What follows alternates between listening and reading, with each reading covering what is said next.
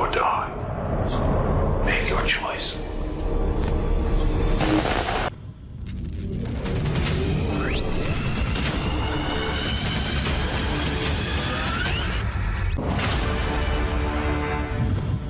Hello everyone and welcome to Action RPG. I'm your host Aaron, and for today's video we're headed back to the world of Diablo IV, part of, I guess, my Diablo series extravaganza. And for today we're going to be checking out class identity and player choice. Now for me, Diablo, as much as I loved Diablo II, you never had tons of class identity. You never had tons of like, oh, that was outside the box thinking. Whether it's D2, D3, Immortal, whichever game it is, it's like you want that build, well, you go and get that set and you pick those skills and get that gear, and everybody is a copy of the build. Everybody looks the same. Everybody does the same thing. That's why we always look at character customization. So for this video, which I haven't watched, which is 11 minutes long, we're going to see Joe Shelley and Rod Ferguson talk about class identity and player choice. I don't even know if that's what it's about. Let's listen. Go.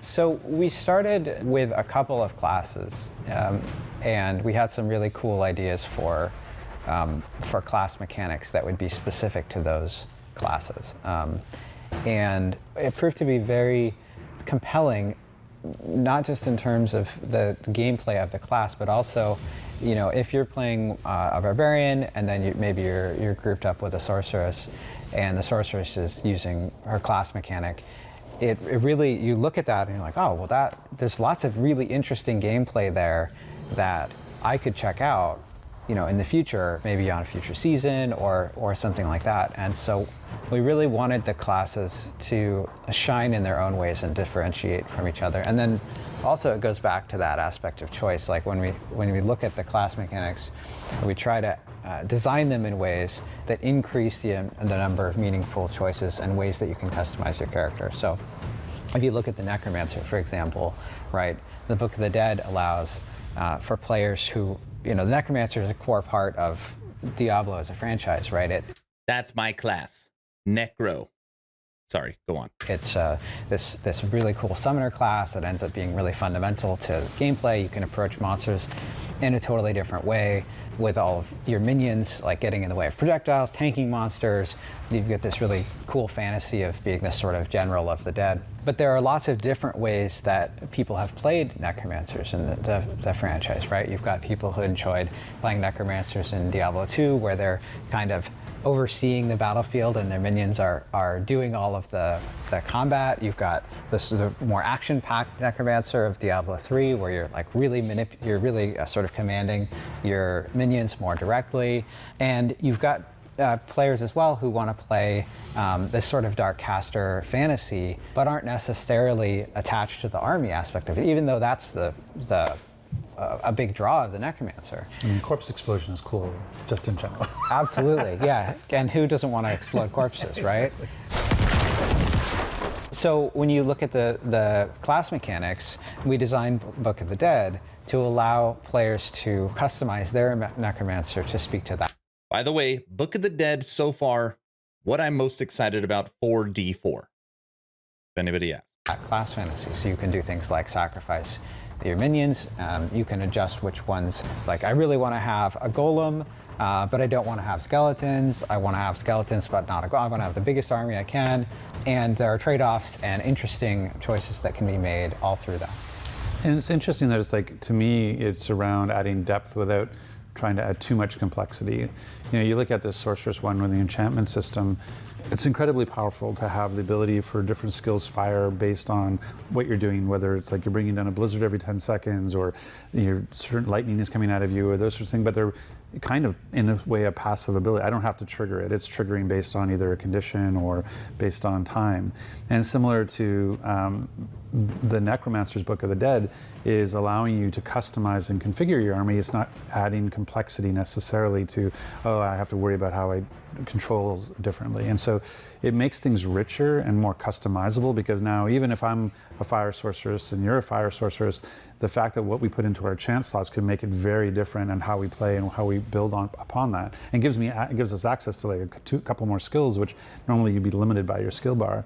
And so that notion of that each class has a way to go deeper into the class fantasy and do it in a way that doesn't mean like, oh, now I have 6 more buttons I have to press or whatever. Like, it keeps it deep and interesting and custom without overwhelming you.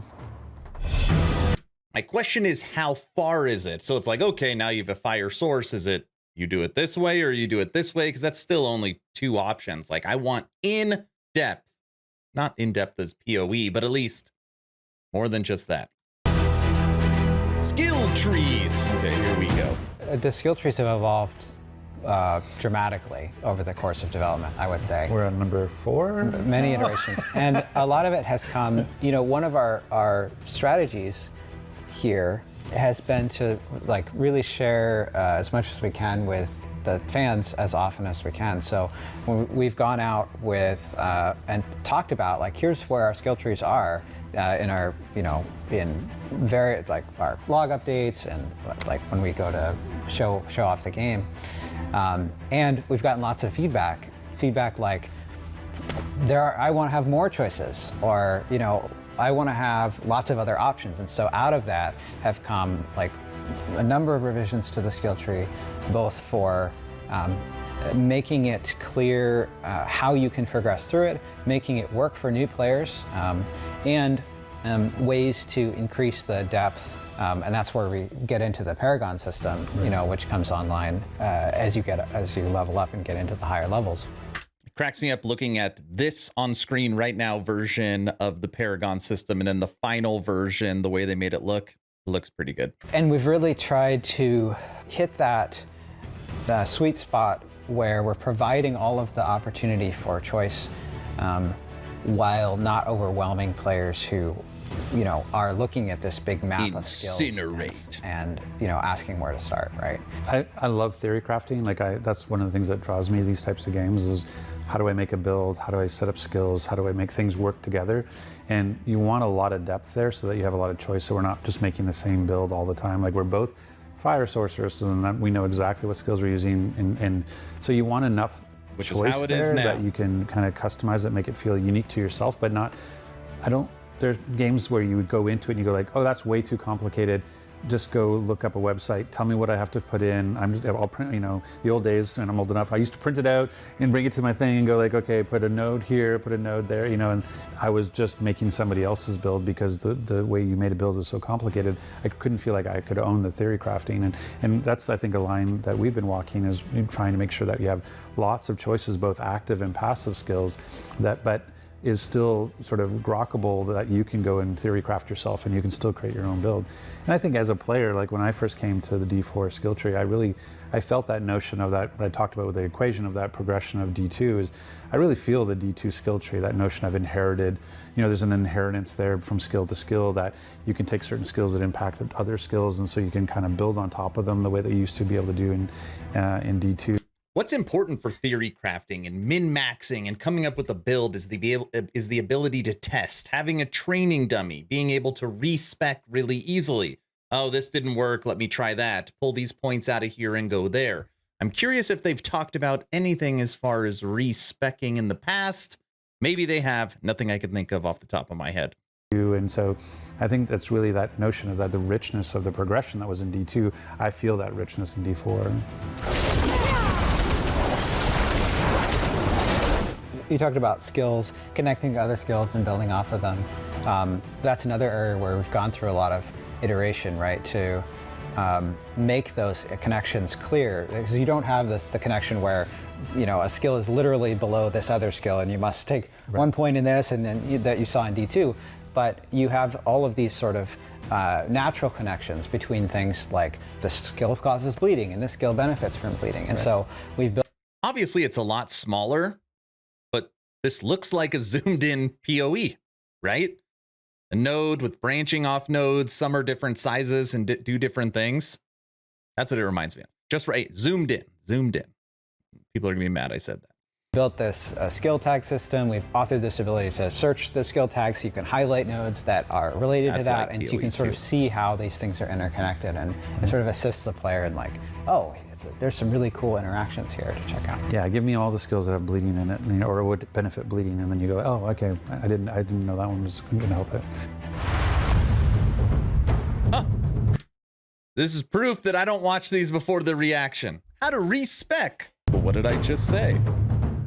So you can respec point by point. You can directly in the skill tree for gold, and that gold cost ramps up at some rate as you level up. So as you more clearly define your build and like get more things that are associated with it and supporting it, it becomes a little bit more expensive to respec, but still doable.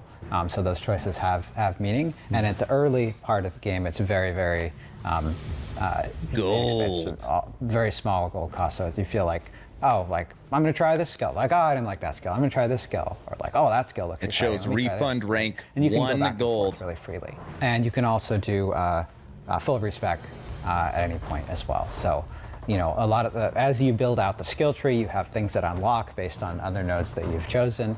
So we spent some time making that as smooth as possible, and that's where we ended up in the skill tree itself. Like you know, press one button to buy a skill and the other button to refund that skill. So you really are just in that tree, like adjusting where all your points are, and you don't have to like jump out and go to some other menu. That's one of the things that's really different between D3 and D4 is like D3, once you get to a certain place, the difference between one build to another is like, I gotta go change my clothes, you know, because you're really focused on being set based or very equipment based, so that your build is kind of defined by your equipment more than anything else. So you're like, oh, I want to change from fire to ice, let me go change my clothes real quick, right? And it's not necessarily a bad thing, it's a very clear way of doing it, the kind of paper doll model. But one of the goals, the design goals, not to speak for Joe, but like one of the design goals is really to make your build feel inherent to your character. And that's one of the things about the gold cost going up over time is that basically there's going to be a point in time where I'll make up a number, but like say at level 50, there's going to be a point in time where you go like, oh, I would like to be a different barbarian, but it's too expensive to undo everything I've done. It's actually better for me to roll another barbarian and start a new one and go fresh. And we wanted that notion that like with each level you progress down a character, you're kind of becoming more and more attached to it and getting more and more sort of settled with it, so that you're not just going, okay, I'm level 65 and now I'm just going to change my clothes and become a completely different barbarian, you know. So cheap in the beginning, so lots of experimentation. Do I like fire? Do I like ice? Do I like lightning? Yes, no, turn it off. And I also love the fact that you can get skills through equipment, that you can access the skills before maybe you would even be able to from a level perspective, and go, oh, I picked up this skill on my sword or my boots, and I'm going to go try it out and see if I like it or not. So I love that ability to go in and buy a skill and feel no regret in paying for it with in-game gold to get rid of it.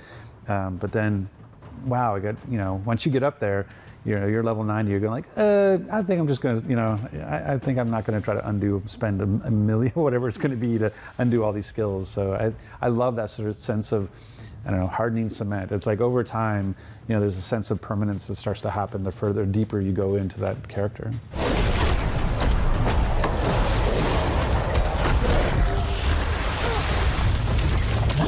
That it?